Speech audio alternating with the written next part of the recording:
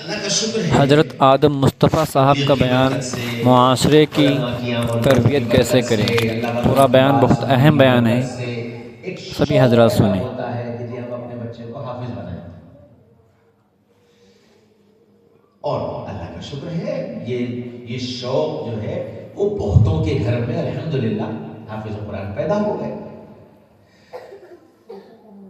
اکثر مدرسوں کے پروگرام میں جانا ہوتا ہے جہاں طلباء حافظ ہوتے ہیں اور ان کی دستار بندی ہوتی ہے اور ان کے ماں باپ ان کے خاندان والے موجود ہوتے ہیں، تو میں ان کی خدمت میں ایک بات عرض کرتا ہوں کہ دیکھو، بچے کو قرآن یاد کرانا بہت آسان ہے، لیکن یہ قرآن بچے کو یاد رہے یہ بڑا مشکل کام ہے، کیونکہ بچے کو قرآن یاد رہے یہ ذمہ داری ماں باپ کے اوپر ہے۔ ہمارا بچہ حافظ ہو گیا تو اب ہم اس کو جنید بغدادی سمجھنے لگے،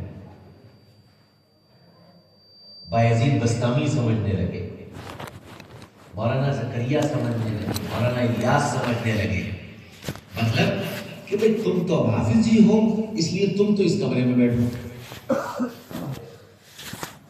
تم موبائل مت دیکھو، تم ٹی وی مت دیکھو، تم یہ مت کرو، تم وہ مت کرو، کیوں کہ تم حافظ ہی ہو۔ اور دوسرے کمرے میں ماں بھی ڈرامے دیکھ رہی ہے، باپ بھی موبائل پر دنیا جہاں کی چیزیں دیکھ رہا ہے۔ اب یہ توقع کرنا کہ ماں اپنی زندگی اسی طرح گزارتی رہے اور باپ اپنے اوقات کو اسی طرح ضائع کرتا رہے اور بچہ جنید بغدادی بن جائے، یہ نہیں ہو سکتا، یہ نہیں ہو سکتا۔ دیکھو میری بہنوں، میں تمہیں قصہ سناتا ہوں کہ بچے کیسے بنتے ہیں۔ ایک گاؤں میں ایک عورت رہتی تھی، اس کے شوہر کا انتقال ہو گیا اور اس کا ایک بیٹا تھا اور بہت غریب عورت تھی، اس کے گھر میں اپنے کھانے کے لیے بھی کچھ نہیں، تو وہ کچھ گھروں میں کام کر کے اپنے بچے کا پیٹ بھر رہی تھی۔ اس ماں کے دل میں یہ خیال آیا کہ میرا بیٹا اگر پڑھ لکھ جائے تو شاید یہ کسی لائق بن جائے، تو اس نے اپنی آس پڑوس میں رہنے والی بہنوں سے پوچھنا شروع کیا کہ میں چاہتی ہوں کہ میرا بچہ کسی لائق بن جائے، کچھ سیکھ لے، کچھ بن جائے، میں کہاں لے جاؤں، کس کے پاس لے جاؤں، میں تو کسی کو جانتی بھی نہیں، اور میں اتنی غریب ہوں کہ یہ بھی نہیں ممکن ہے کہ میں بچے کو کہیں کسی اسکول میں داخل کرا دوں، کسی مدرسے میں بھیج دوں، کیا کروں۔ وہ کئی لوگوں سے پوچھا تو کسی ایک بہن نے یہ بتایا کہ فلاں گاؤں میں ایک بڑے میاں رہتے ہیں اور بڑے نیک آدمی ہیں، اگر وہ تمہارے بچے کو رکھنے کے لیے تیار ہو جائے تو اللہ کی ذات سے امید ہے کہ تمہارا بچہ یقیناً کسی لائق بن جائے گا۔ ماں اگلے دن ہی اس بچے کو لے کر وہ گاؤں پہنچ گئی، بڑے میاں کا پتہ کیا، بڑے میاں کے پاس پہنچی، ملاقات ہو گئی۔ حضرت، میں اپنے بچے کو لے کر آئی ہوں اور میں یہ چاہتی ہوں کہ یہ بچہ کسی لائق بن جائے، اور اس کے لیے میں اسے آپ کی خدمت میں لے کر آئی ہوں۔ تو بڑے میاں کہنے لگے، بہن ابھی تو میں ہی کسی لائق نہیں بنا، تو میں تیرے بچے کو کسی لائق کیا بناؤں گا؟ کہنے نہیں حضرت، مجھے کئی لوگوں نے بتایا ہے اور مجھے بڑی امید ہے اگر آپ میرے بچے کو اپنے پاس رکھ لیں گے تو میرا بچہ کسی لائق بن جائے گا۔ بہت خوشامد کی، جب بہت خوشامد کی تو وہ بڑے میاں تیار ہو گئے کہ اچھا ٹھیک ہے، تم اپنے بچے کو میرے پاس چھوڑ جاؤ۔ وہ اپنے بچے کو بڑے میاں کے حوالے کرنے سے پہلے ایک طرف لے گئی اور جا کر یوں کہا کہ بیٹا، پہلے تو تم مجھ سے ایک وعدہ کرو، وعدہ یہ کرو کہ جب تک کسی لائق نہیں بن جاؤ گے لوٹ کر گھر نہیں آؤ گے۔ بچہ تو اس وقت شوق میں نئی جگہ نیا وہ کرنا جی اب میں نہیں آؤں گا. اور دوسرا وعدہ یہ کرو کہ چاہے کتنی پریشانی آ جائے کسی کے سامنے ہاتھ نہیں پھیلاؤ گے. جب بھی کوئی پریشانی آئے، جیسے تم نے گھر پر مجھے دیکھا ہے کہ میں نماز پڑھتی ہوں، اللہ سے مانگتی ہوں، تم بھی نماز پڑھنا اور اپنی پریشانی کا حل اپنے اللہ سے مانگنا. اللہ تمہیں تمہاری پریشانی کا حل دے دے گا. یہ مجھ سے وعدہ کرو. بیٹے نے وعدہ کر لیا. اس کے بعد پھر حضرت کے پاس آیا کہ حضرت میرا بچہ چھوٹا ہے اور یہ مجھے یاد کرے گا اور یہ میرے پاس آنے کی ضد کرے گا. آپ اسے آنے مت دینا، کیونکہ اگر یہ بار بار گھر آئے جائے گا تو پھر اس کا دل اچاٹ ہو جائے گا. آپ مجھ سے یہ وعدہ کر لو کہ جب تک یہ کسی لائق نہیں بن جائے گا آپ اس کو اپنے ہی پاس رکھو گے. بڑا میاں نے کہا ٹھیک ہے. یہ کہہ کر وہ اس بچے کا ہاتھ بڑے میاں کے ہاتھ میں دے کر ماں چل دی. چند قدم چلی اور بڑے میاں نے آواز دی، بہن بہن ذرا ایک بات تو سنو. وہ لوٹ کر آئی کہ جی حضرت. بہن تم اسے چھوڑ کر تو جا رہی ہو لیکن تم کو میری مدد کرنی پڑے گی. اس ماں کی آنکھوں میں آنسو آ گئے. روتے ہوئے کہنے لگی حضرت میں تو ایک بیوہ عورت، غریب عورت، نہ میرے پاس کھیت، نہ میرے پاس کھلیان، نہ میرے پاس پیسہ، نہ میرے پاس کوئی سامان، میں بھلا آپ کی مدد کیسے کر سکتی ہوں؟ تو بڑے میاں کہنے لگے بہن مجھے تم سے کوئی پیسہ، اناج، غلہ، زمین، مجھے یہ سب کچھ نہیں چاہیے. کہ پھر حضرت کہ تم میری دعا کے ذریعے مدد کرنا کہ اللہ تمہارے بیٹے کو میرے ہاتھوں کسی لائق بنا دے. وہ ماں کہنے لگی کہ جی حضرت یہ کام تو میں ضرور کروں. اور یہ کہہ کر ماں چلی گئی اور استاد بچے کو پڑھانے لگے. دن گزرے، ہفتہ گزرا، مہینہ گزرا، 2 مہینے گزرے، 6 مہینے گزر گئے. اب ظاہر بات بچے کو ماں کی یاد ستانے لگی، گھر کی یاد ستانے لگی. اب وہ آتا اور کہتا کہ استاد جی امی کے پاس جاؤں گا. استاد ٹال جاتے. ایک دن آیا تو رو رہا تھا، آنسو بہ رہے تھے، چہرہ لال ہو رہا تھا. استاد جی امی کی بہت یاد آ رہی ہے، چھٹی دے دیجئے، امی سے مل کر آ جاؤں گا.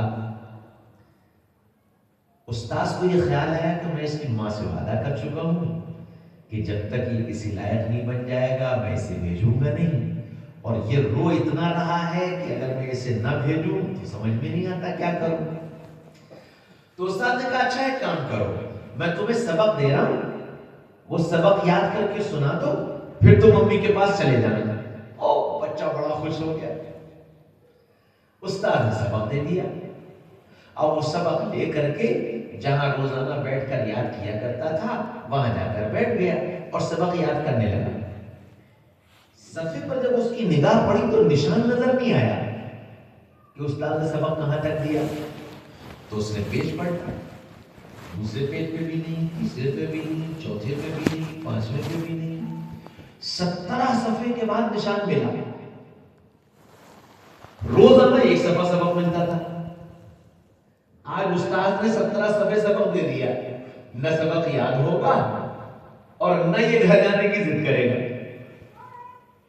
اب وہ جو 17 صفحے کے بعد اس نے نشان دیکھا تو اس کی آنکھوں میں آنسو آ گئے کہ نہ مجھے سبق یاد ہوگا، نہ مجھے چھٹی ملے گی، نہ میں امی کے پاس جا پاؤں گا. روتے روتے ایک دم سے اسے خیال آیا کہ امی نے یہ کہا تھا کہ کوئی پریشانی ہو تو اللہ سے مانگنا. تو اس نے کتاب تو کی بند اور 2 رکعت نماز پڑھی. ننھے ننھے ہاتھ آسمان کی طرف اٹھا کر کہنے لگا اللہ مجھے امی کی یاد آ رہی ہے، استاد جی نے بہت سارا سبق دے دیا ہے، آپ مجھے سبق یاد کرا دیجئے تاکہ میں اپنی امی کے پاس چلا جاؤں۔ اب یہ دعا کا جملہ کہتا جائے اور روتا جائے، کہتا جائے اور روتا جائے، اور 15 منٹ 20 منٹ آدھا گھنٹہ اس نے یہی دعا مانگی۔ پھر اس کے دل کو یہ احساس ہونے لگا کہ اب اللہ مجھے سبق یاد کرا دے، اور اس نے دعا ختم کی اور دعا ختم کر کے کتاب کھول کے بیٹھا۔ اب اس نے پڑھنا شروع کیا تو اس کے دل میں یہ خیال آیا کہ ایک مرتبہ پہلے شروع سے لے کے آخر تک جہاں تک استاد نے سبق کا نشان لگایا ہے دیکھ کر پورا سبق پڑھ لیا۔ تو اس نے شروع سے لے کے آخر تک پورا سبق پڑھ لیا۔ بچہ تو بچہ، تو پھر فوراً خیال آیا دیکھوں کتنا یاد ہوا۔ اس نے کتاب بند کر دی اور بند کر کے پڑھنا شروع کیا۔ اب جو پڑھنا شروع کیا تو شروع سے لے کے آخر تک پورا سبق بغیر دیکھے پڑھتا چلا گیا۔ بڑا خوش ہوا، میرے اللہ نے مجھے سبق یاد کرا دیا، میرے اللہ نے مجھے سبق یاد کرا دیا۔ دوڑا ہوا آیا، استاد جی مجھے سبق یاد ہو گیا، مجھے سبق یاد ہو گیا۔ استاد کپڑے دھو رہے تھے، انہوں نے سوچا کہ اس کو روزانہ میں ایک صفحہ دیتا تھا، دن بھر یاد کرتا تھا، رات میں یاد کرتا تھا، صبح یاد کرتا تھا، پھر آ کر سناتا تھا، اس میں بھی ایک آدھ غلطی نکلتی تھی۔ آج اتنا سارا سبق اور چند گھنٹوں میں آ کر کہہ رہا مجھے سب یاد ہو گیا۔ تو استاد کو خیال آیا کہ اپنی ماں کے پاس جانے کے چکر میں آدھا ادھورا یاد کر کے آ گیا کہ شاید استاد بھی چھٹی دے دے۔ استاد کو بھی یہ خیال آیا کہ اگر میں نے اس کا سبق نہ سنا اور یہ کہہ دیا جاؤ ابھی یاد نہیں ہوا، جا کر یاد کرو، تو اس کا دل ٹوٹ جائے گا۔ استاد نے اپنا کام چھوڑا، کام چھوڑ کر آئے اور کہا واہ واہ واہ واہ، میرا بیٹا سبق یاد کر کے آ گیا، اب سبق سنائے گا، پھر اپنی امی کے پاس جائے گا۔ استاد اس کو لے کر کے گودی میں بیٹھ گئے، کہا بیٹا سناؤ سبق۔ اب اس نے سنانا شروع کیا تو پہلے صفحے سے لے کر 17 صفحے تک سارا سبق بغیر کسی غلطی کے سناتا چلا گیا۔ استاد بھی سمجھ گئے کہ آج اس بچے کے ساتھ اللہ تعالیٰ کی خصوصی مدد ہے، تو اب چونکہ وعدہ کر چکے تھے کہ تم سبق یاد کر کے سنا دو گے تو امی کے پاس چلے جانا۔ انہوں نے کہا اچھا بیٹا ٹھیک ہے چلے جاؤ، لیکن ایک وعدہ کرو کہ کل شام تک تم واپس آ جاؤ۔ کہنے جی استاد جی میں کل شام تک واپس آ جاؤں گا، میرا آپ سے وعدہ ہے۔ استاد نے کہا اچھا ٹھیک۔ اب یہ خوشی خوشی اٹھا اور چپل لے کر باہر نکلا اور خیالوں کی دنیا میں مگن سوچتا ہوا جا رہا تھا کہ میں گھر جا رہا ہوں، امی کے گلے لپٹوں گا، امی میرے گال چومیں گی، امی میرے ہونٹ چومیں گی، امی میرا سر سہلائیں گی، امی میرے لیے گرم گرم دودھ لائیں گی، اپنے ہاتھ سے مجھے دودھ پلائیں گی، امی میرے لیے اچھا اچھا کھانا بنائیں گی، اپنے ہاتھ سے مجھے کھانا کھلائیں گی۔ پھر رات کو میں امی کے پاس لیٹوں گا، امی کے گردن میں ہاتھ ڈال لوں گا، امی مجھے کہانی سنائیں گی، میرا سر سہلاتی جائیں گی، کہانی سناتی جائیں گی۔ پھر میں امی کی خوشبو سونگتے سونگتے سو جاؤں گا۔ پھر صبح ہوگی، امی مجھے پیار کریں گی، امی میرا سر سہلائیں گی، امی مجھے اٹھائیں گی۔ پھر میں امی کی گودی میں جاؤں گا، ہاتھ منہ دھوؤں گا اور پھر نماز پڑھوں گا، اور پھر میں اپنے دوستوں کے ساتھ کھیلنے جاؤں گا اور دن بھر کھیلوں گا۔ پھر کھانے کا وقت ہوگا، امی مجھے آواز دیں گی، میں دوڑ کر آؤں گا، امی کے گلے میں لٹک جاؤں گا، امی مجھے پیار کریں گی، میرے لیے اچھا اچھا کھانا بنائیں گی، اپنے ہاتھ سے کھانا کھلائیں گی۔ یہ ساری باتیں سوچتا سوچتا یہ بچہ اپنے گھر کے دروازے پر پہنچ گیا۔ اب جو گھر کے دروازے پر پہنچا تو گھر کا دروازہ اندر سے بند تھا۔ اس نے کنڈی کھٹکھٹائی، اندر سے آواز آئی کون؟ تو اس نے باہر سے کہا امی میں آپ کا بیٹا۔ ماں نے جب بیٹے کی آواز سنی تو اپنی آواز سخت کر دی، کون بیٹا؟ امی میں آپ کا بایزید۔ یہ کون بایزید؟ تو میرا بایزید نہیں ہو سکتا، میرے بایزید نے تو مجھ سے وعدہ کیا تھا جب تک کسی لائق نہیں بن جائے گا لوٹ کر نہیں آئے گا تو کوئی اور بایزید ہوگا، چلا جا، میں تیرے لیے دروازہ نہیں کھولتی۔ امی میں آپ کا بایزید ہوں، میں بھاگ کر نہیں آیا ہوں، استاد جی سے چھٹی لے کر آیا ہوں، امی دروازہ کھول دیجئے۔ نہ، میرے بایزید نے مجھ سے وعدہ کیا تھا جب تک کسی لائق نہیں بن جائے گا، لوٹ کر نہیں آئے گا، میں دروازہ نہیں کھولتی۔ اب اس بچے نے رونا شروع کر دیا اور رو رو کر کیا آواز، امی دروازہ کھول دیجئے، امی دروازہ کھول دیجئے، اور ادھر ماں کی بھی آنکھوں سے آنسو بہہ رہے، بچے کی آواز سن رہی ہے، لیکن یہ خیال ہے کہ اگر اس وقت دروازہ کھول دیا تو یہ آئندہ مستقل یہ راستہ اختیار کر لے گا، اس کو روکنے کے لیے اس وقت مجھے ہمت سے کام لینا ہے۔ تو ماں نے اس آنسوؤں کے باوجود اپنی آواز کو سخت کر کے کہا، چلا جا تو یہاں سے، تو میرا بایزید نہیں ہو سکتا، میرے بایزید نے تو مجھ سے وعدہ کیا ہے۔ جب بیٹے کو یہ اندازہ ہو گیا کہ دروازہ نہیں کھلے گا تو کہنے لگا، امی اچھا دروازہ کھول دو، میں باہر سے کھڑے کھڑے ایک نظر تم کو دیکھ لوں گا، اپنی آنکھوں کو ٹھنڈا کر لوں گا، اور پھر میں یہیں سے واپس چلا جاؤں گا، گھر کے اندر نہیں آؤں گا، ایک بار دروازہ کھول دو۔ اور ماں نے پھر پلٹ کر یہی جواب دیا، نہ، تو میرا بایزید نہیں ہو سکتا، میرے بایزید نے تو مجھ سے وعدہ کیا تھا جب تک کسی لائق نہیں بن جائے گا، لوٹ کر نہیں آئے گا، تو چلا جائے یہاں سے۔ بچہ مایوس ہو گیا، روتا بلکتا تڑپتا آنسو بہاتا واپس آ گیا۔ اب جب واپس پہنچا اور استاد نے دیکھا کہ چہرہ لال ہے، آنسو بہ رہے ہیں، تو استاد گھبرا گئے، ڈر گئے، دوڑ کر آئے، اس کو گودی میں اٹھایا، بیٹا کیا بات ہے، خیر تو ہے، تم تو اپنے گھر گئے تھے، پھر کیا ہوا؟ استاد جی گھر گیا تھا، امی نے دروازہ نہیں کھولا، میں دروازے کے باہر ہی سے واپس آ گیا۔ تو استاد نے کہا کہ بیٹا ایک بات بتاؤ، تم اپنی امی سے ناراض ہو کر تو نہیں آئے ہو؟ کہ نہیں استاد جی، میں اپنی امی سے ناراض نہیں ہوں، میری امی نے مجھ سے یہ کہا تھا جب تک کسی لائق نہیں بن جانا لوٹ کر مت آنا۔ امی اسی وعدے پر قائم ہے، اور اب میں بھی اس وعدے پر قائم ہوں کہ جب تک کسی لائق نہیں بن جاؤں گا میں لوٹ کر اپنی امی کے پاس نہیں جاؤں گا۔ استاد نے کہا بس بیٹا پھر تو کام ہو گیا۔ پھر وہ روتے روتے کہنے لگا، استاد جی آپ کو بھی میرا ایک کام کرنا پڑے گا۔ استاد نے پوچھا کیا؟ کہ استاد جی آپ دعا کر دیجیے اللہ میری ماں کو اس وقت تک سلامت رکھے جب تک میں کسی لائق نہ بن جاؤں۔ استاد نے کہا ہاں بیٹا میں یہ دعا ضرور کروں گا۔ پھر 21 سال اس استاد نے اس بچے کی تربیت کی، اور 21 سال کے بعد ایک رات تہجد کے وقت بایزید اپنے کمرے میں تہجد کی نماز پڑھ رہے تھے، استاد دوڑے ہوئے آئے، دروازہ کھٹکھٹایا، استاد کی آہٹ سنی تو نماز مختصر کی، سلام پھیرا، دروازہ کھولا، استاد جی خیر تو ہے، اس وقت کیسے؟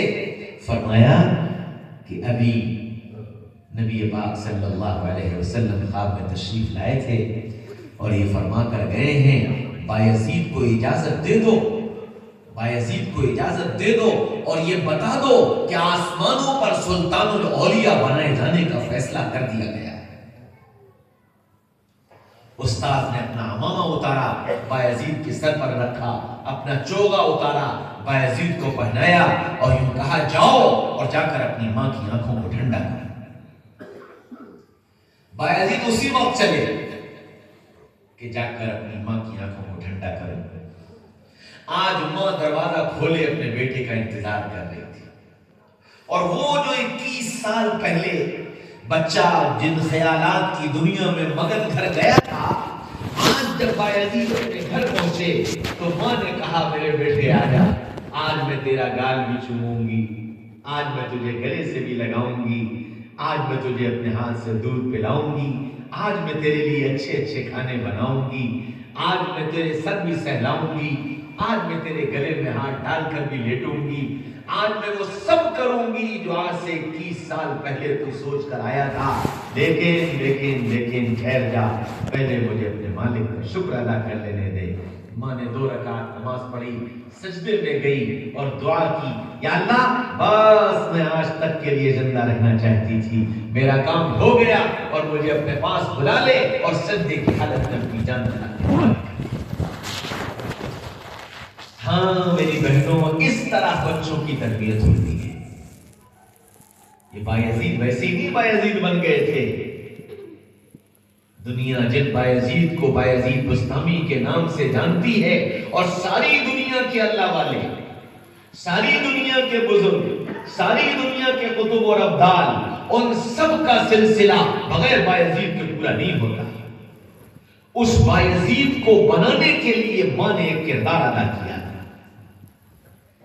میری بہنوں، اللہ نے تمہیں اولاد دی ہے، اس اولاد کی کردار سازی تمہارے ہاتھ میں ہے۔ تم اس کو کیا بنانا چاہتی ہو؟ تم اس کو کیسا بنانا چاہتی ہو؟ جیسا تم اسے بنانا چاہتی ہو ویسا خود تم کو بننا پڑے گا۔ اور بالکل یہی بات مردوں کے لیے ہے کہ ہم اپنی اولادوں کو جیسا بنانا چاہتے ہیں، ہمیں خود پہلے ویسا بننا پڑے گا۔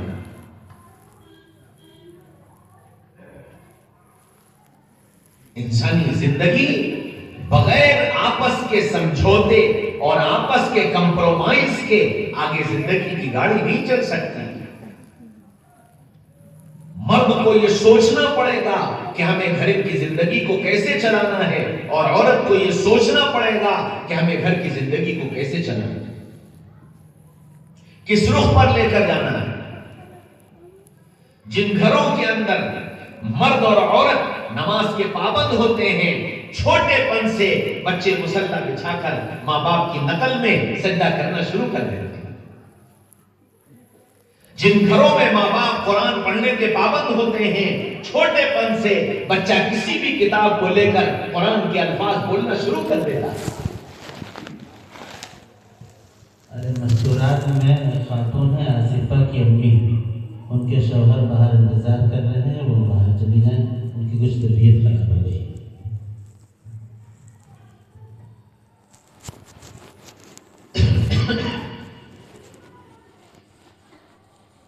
جو گھر میں ہوتا ہے، ماں باپ کی زبان پر اگر گانوں کے بول ہیں تو بچے گانا گانے والے بن جاتے ہیں۔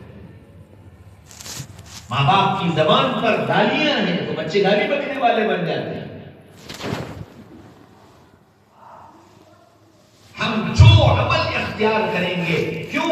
اس لیے کہ پیدائش سے لے کر اور سمجھدار ہونے تک اولاد کے لیے آئیڈیل دنیا میں اگر کوئی ہے تو اس کے ماں باپ۔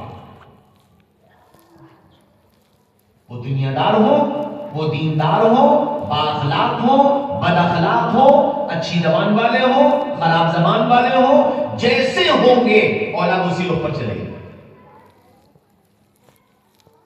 اولاد اسی رخ پر جائے گی۔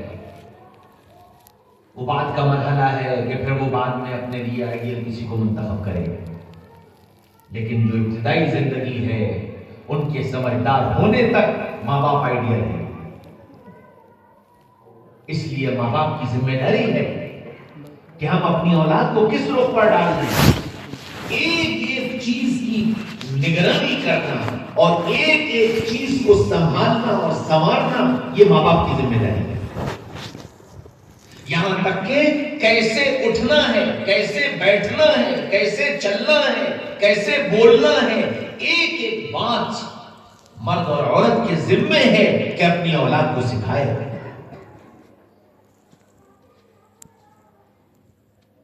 ممبئی میں اپنے ایک دوست کے یہاں گیا، اس کی 2 بیٹیاں تھیں، ایک بیٹی کی عمر 3.5 سال اور دوسری کی عمر 4.5 سال۔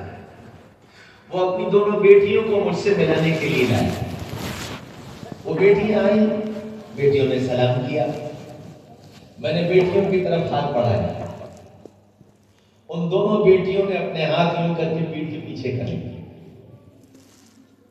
تو جب ان بچیوں نے اپنے ہاتھ پیچھے کیے تو میں نے اس کے باپ کے چہرے کی طرف دیکھا، تو اس کے باپ نے یہ کہا کہ مولانا، ہمارے گھر میں ہم نے اپنی بچیوں کو یہ سکھایا ہے کہ لڑکیاں سوائے اپنے ابو کے اور اپنے بھیا کے کسی کے ہاتھ میں ہاتھ نہیں دیتی۔ الحمدللہ میری یہ بچیاں کسی مرد کے ہاتھ میں ہاتھ نہیں دیتی. یہ تربیت ہے, یہ نمونہ ہے. ہم جس نمونے پر ان کو لے چلنا چاہیں گے یہ بچے اس نمونے پر چلیں گے.